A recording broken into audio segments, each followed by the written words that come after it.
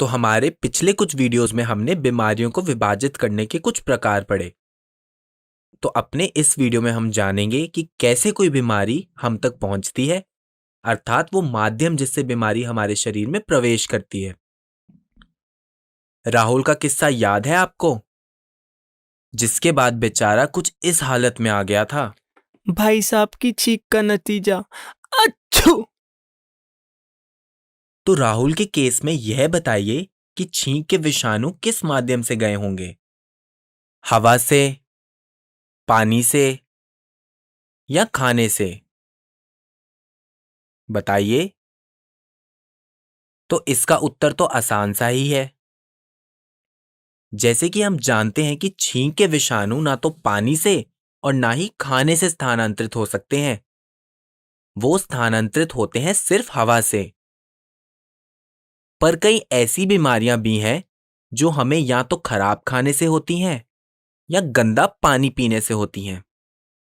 तो अब हम वो सारे माध्यम तथा उनके फैलने वाली बीमारियों को एक एक करके देखेंगे। तो सबसे पहले आता है वो माध्यम जिसके बिना जीना क्षण भर के लिए नामुमकिन है, यानी कि हवा।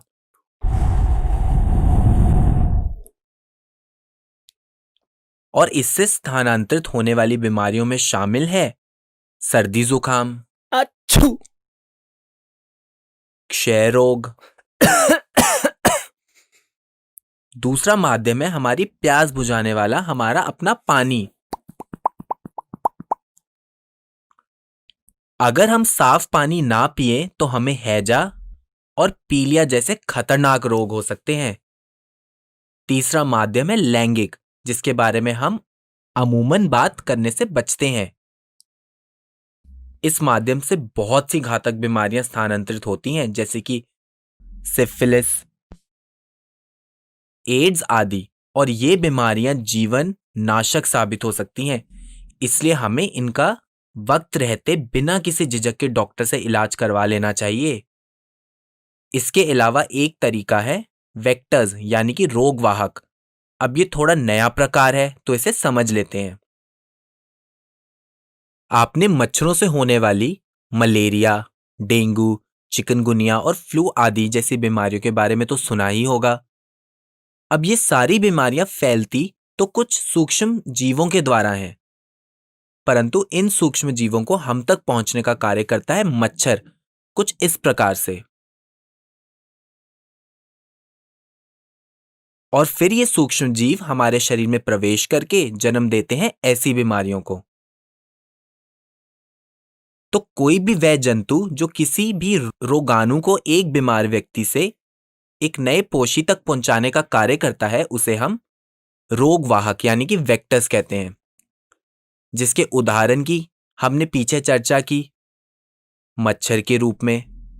इस टॉपिक में हमने एक लैंगिक माध्यम से फैलने वाली बीमारी की बात की, जो थी एड्स।